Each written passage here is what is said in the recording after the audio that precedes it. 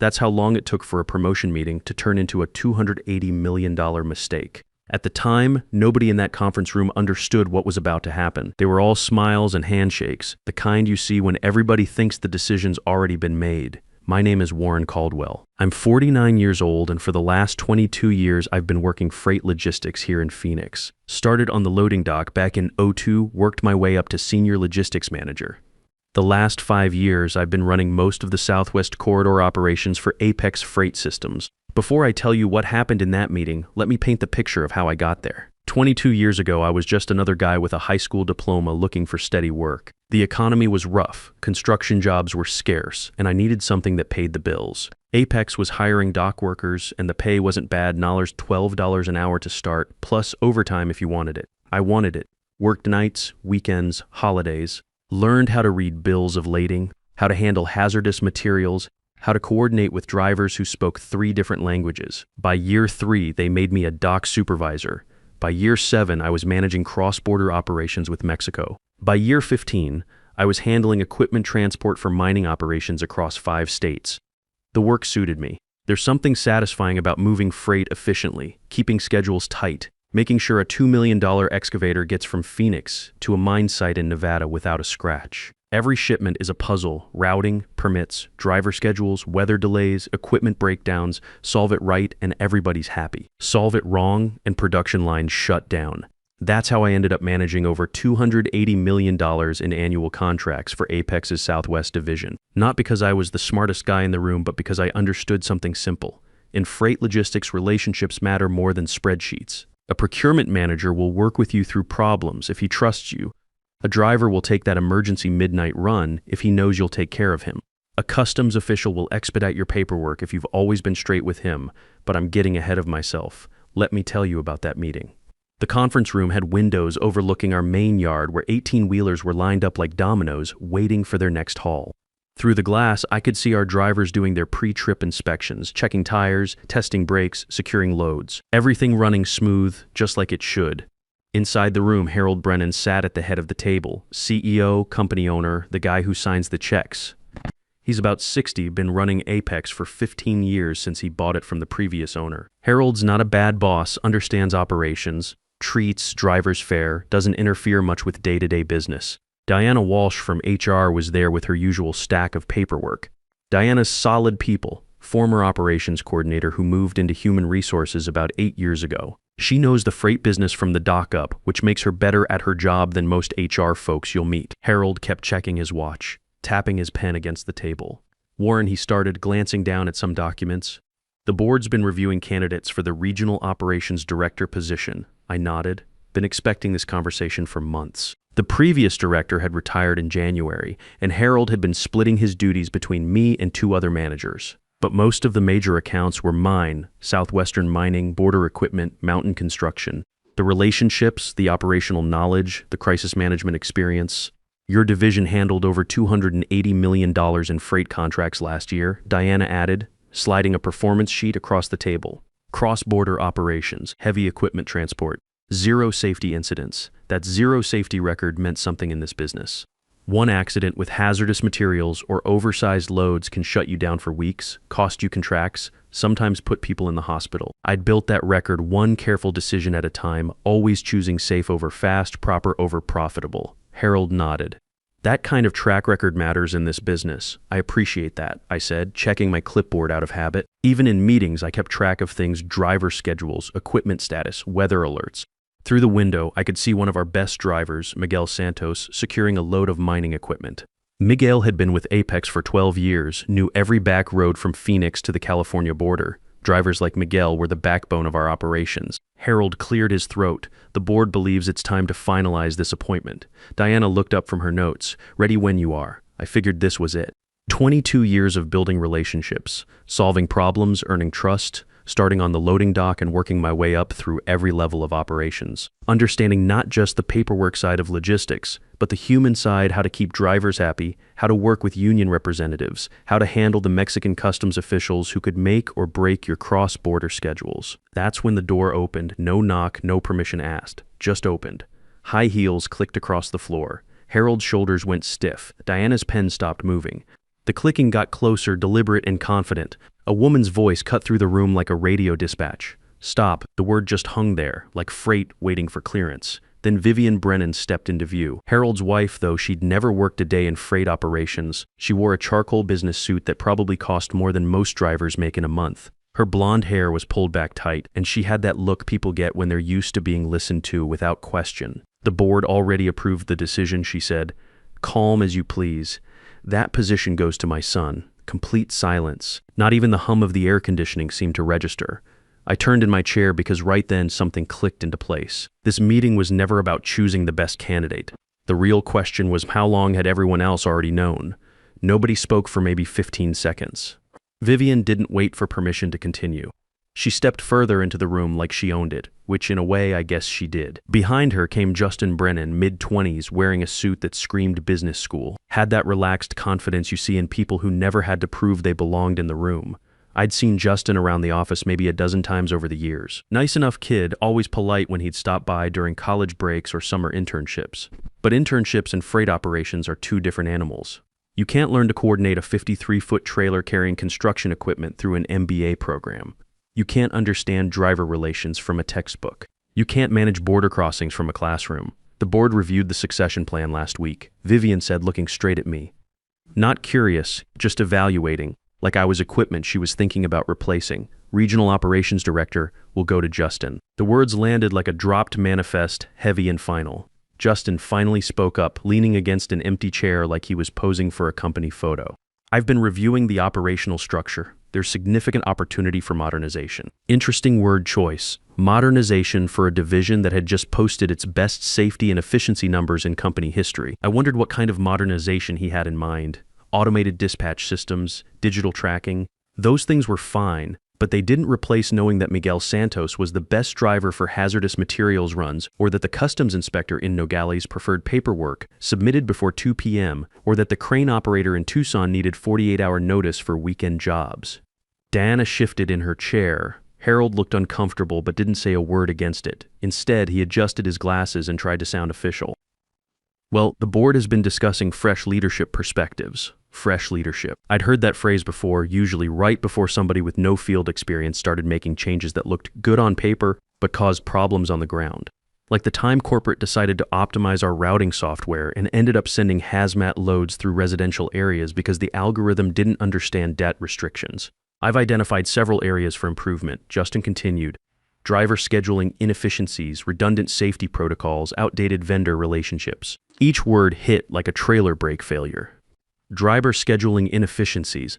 That was Justin's way of saying he didn't understand why Miguel needed extra time for border crossings or why certain drivers specialized in certain types of loads. Redundant safety protocols probably meant he thought some of our safety procedures were unnecessary, the kind of thinking that leads to accidents. Outdated vendor relationships. Those were the partnerships I'd spent years building with equipment manufacturers, customs brokers, and specialized transport companies. Diana glanced at me quick. She understood exactly what was happening here. 22 years of institutional knowledge was about to be replaced by fresh leadership perspectives. I could have argued. 22 years of building relationships probably earned me that much. I could have mentioned the Southwestern mining contract renewal coming up next quarter, or the new federal regulations on oversized loads that would require someone who understood the current system before making changes. I could have pointed out that our safety record was spotless, our customer retention rate was 94%, and our on-time delivery percentage beat industry standards. But looking around the room, I realized something important. Nobody here was waiting to hear my side. The decision was already loaded and ready for transport. So instead, I checked my clipboard one more time and nodded once. Congratulations. Justin smiled like the outcome had been obvious all along. Harold looked relieved there wouldn't be any scene. Diana stopped writing and just watched me. Her expression said what nobody else in the room would say out loud. This wasn't a promotion meeting. It was a delivery notification, and I wasn't the recipient. I gathered my paperwork, stood up, and headed for the door. As I stepped into the hallway, one thought settled into place clear as a bill of lading. Apex had just made their decision. Now I needed to make mine. The next few days passed like normal dispatch operations. I showed up at 6:30, checked the overnight reports, coordinated driver schedules, handled the usual problems. Miguel's truck developed transmission trouble outside Flagstaff. got him into a shop and arranged a replacement rig. A shipment of mining equipment got held up at the border for additional inspection. Worked with our customs broker to expedite the paperwork. Mountain Construction needed an emergency transport for a crane breakdown in Las Vegas, found a driver who could handle the route and get there by Thursday morning. Just another week in freight logistics, except everyone knew about the promotion now. Word travels fast in operations like ours. By Wednesday, half the drivers were asking questions. By Friday, the dock supervisors were looking at me sideways, trying to figure out what this meant for their jobs. "You okay with all this, Warren?" Miguel asked during his end-of-shift check-in. "I'm fine," I told him, and I was, because being blindsided requires surprise. After watching that meeting unfold, there wasn't much left to be surprised about, but fine and planning your next move are two different things. 2 days later, my radio crackled during the morning shift change. "Warren, this is Carl Morrison from Allied Freight Solutions." I leaned back in my chair. Figured it wouldn't take long for somebody to call. In freight logistics, news travels faster than empty trailers heading back for another load. Carl chuckled. "Heard about the promotion situation. Word gets around quick in this business, faster than cross-dock transfers," I said. He didn't waste time dancing around it. Allied was a mid-sized operation, smaller than Apex but growing fast. They specialized in equipment transport and had been expanding their Southwest territory for the past 2 years. Carl had tried to poach me before, but the timing was never right. "We're expanding our Southwest operations," Carl continued, "looking for someone who already knows the carrier networks, the customs procedures, the driver pool, someone who understands how to move heavy equipment without breaking it or missing deadlines." And you thought of me. Thought of the guy managing $280 million in freight contracts with a perfect safety record. He paused, director of operations position. "Your team, your methods, your safety protocols. Full authority over Southwest Corridor operations." I didn't answer right away. Not because I wasn't interested, but because decisions like that deserve careful consideration, like planning a route through mountain passes in winter weather. Meanwhile, things at Apex were starting to shift in ways most people couldn't see yet. Justin had scheduled meetings with several major accounts I'd been managing. The first one was with Southwestern Mining, our biggest client. Their procurement coordinator, Steve Rodriguez, had been working with me for 6 years. Steve knew equipment transport, understood the complexities of moving excavators and bulldozers across state lines, and appreciated that our safety record meant his insurance costs stayed low. Steve called me afterward. "Quick question, Warren. Is everything changing over there with account management?" "Not yet," I told him. "Justin's getting familiar with operations." Pause. How familiar is he with DOT oversized permits? Steve was asking because Southwestern had a $12 million excavator that needed to move from Phoenix to a new mine site in Colorado next month. The transport required special routing, pilot cars, permits from 3 states in coordination with highway departments for bridge clearances. One mistake could mean delays, damage, or worse. "I'm still here for a few more weeks," I said. "Good," Steve said, "because if that machine doesn't reach the site on schedule, we're looking at $50,000 in daily production losses." Before hanging up, he added, "Warren, if you ever end up somewhere else, give me a heads up. I'd rather work with people I trust." Over the next few weeks, I started organizing things. Not obviously just the kind of preparation you do before any major transition. Driver contact lists, equipment specifications, vendor relationships, regulatory contacts. The information that doesn't live in computer systems because it's based on years of experience and personal relationships. I documented the quirks that make operations run smooth, like how Miguel Santos preferred morning runs for hazmat loads because afternoon traffic increased accident risk. Or how the customs inspector in Nogales, Maria Gonzalez, processed paperwork faster if you submitted it on Tuesdays rather than Mondays. Or how the crane operator in Tucson, Bill Murphy, gave priority scheduling to companies that paid invoices within 15 days. Those details aren't in any operations manual. They come from years of building relationships, understanding people's preferences, learning how to make the system work efficiently. You can't transfer that knowledge in a PowerPoint presentation.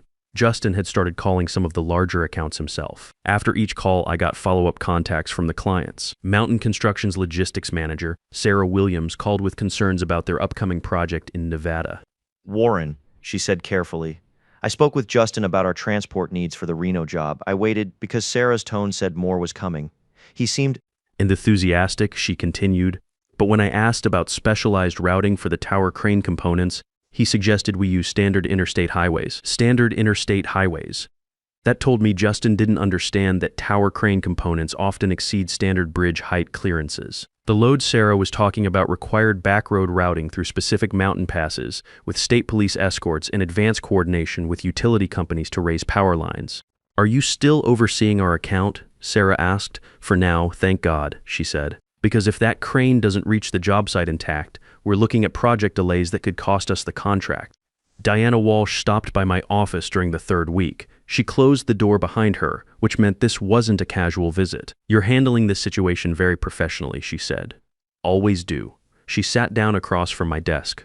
"Warren, I need to ask you something directly. Are you planning to stay with Apex after the transition?" I checked my clipboard, buying time to consider my answer. Deanna had been with the company for 8 years, understood operations, knew the value of institutional knowledge. She also understood that HR directors sometimes need to prepare for departures. "That depends on several factors," I said finally. Diana nodded. "I figured as much. If you do decide to leave, I want you to know that your personnel file reflects 22 years of exemplary service. 0 safety violations, 0 customer complaints, multiple commendations for crisis management." She paused. "Some companies would consider themselves extremely fortunate to hire someone with that record." The message was clear. Diana wasn't just being polite. She was telling me that if I decided to move on, Apex wouldn't stand in my way or damage my reputation. "I appreciate that," I said. "There's something else," Diana continued. "Justin asked me to review all vendor contracts for optimization opportunities. He's particularly interested in reducing payments to what he calls redundant service providers. Redundant service providers. That meant Justin was looking at cutting relationships with specialized contractors, the customs brokers who expedited border crossings, the pilot car services for oversized loads, the emergency repair shops that kept our operations running when equipment broke down in remote locations. "Does he understand that those services prevent operational disruptions?" I asked. Diana's expression told me everything I needed to know. A month after that meeting, I walked toward Harold's office with a white envelope in my hand. Inside it was the decision Apex hadn't expected me to make. Harold looked up when I knocked. "Warren," he said, surprised. "Come on in." Diana was already sitting at his desk, laptop open in front of her. HR always seemed to materialize when paperwork was involved. I stepped inside and closed the door behind me. Harold gestured toward the chair across from him. "What's going on?" Instead of answering, I placed the white envelope on his desk and slid it toward him. Diana noticed the handwriting first. Her eyes narrowed slightly as Harold opened it. He read the first line, then the second. By the time he reached the end of the page, his entire expression had changed. "Warren," he said slowly, "is this serious?" "Yes." The words settled quietly in the room like freight finding its proper place on a trailer. Harold looked down at the letter again, as if the words might rearrange themselves. They didn't. "This is your resignation." "Yes." 30 days notice, effective immediately. Diana folded her hands calmly on the desk. From an HR standpoint, Warren's following the notice period specified in his employment contract. Harold leaned back in his chair, running a hand through his hair. "You're leaving?" He already understood the problem. I wasn't just another manager walking away. The accounts I handled represented most of Apex's Southwest operations: Southwestern mining, mountain construction, border equipment, desert transport solutions. 5 years of negotiations, vendor coordination, emergency responses, and crisis management. Harold exhaled slowly. "This creates serious operational risks." Diana didn't disagree. In fact, she looked directly at him. "You're correct." Harold tapped the resignation letter against the desk while he thought. Then he said something that explained exactly how decisions were actually made at Apex. "We need to bring Vivian into this discussion." Diana's eyes flicked toward me. Harold had already reached for the phone. "Get Vivian," he said into the receiver, "and Justin too." The room grew very quiet. For the first time since I'd known him, Harold looked genuinely uncertain about what to do next. 10 minutes later, the door opened without a knock. Vivian Brennan walked in first, carrying the same quiet authority she'd shown during the promotion meeting.